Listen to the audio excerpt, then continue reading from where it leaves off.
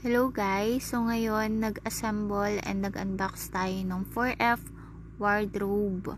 Kung mapapansin nyo rin guys, malaki yung slot na lagayan ng damit niya. So marami tayong malalagay ng mga damit. Eleganteng tingnan rin siya kasi rattan style siya simula harap, gilid hanggang likod. Kung makikita ninyo, makinis at maganda yung pagkaka-style rattan niya. Nagpalinis pa lalong tingnan siya gawa ng puting lining niya sa bawat layer para ipakita yung 4 layers niya. Meron rin pala siyang dalawang susian.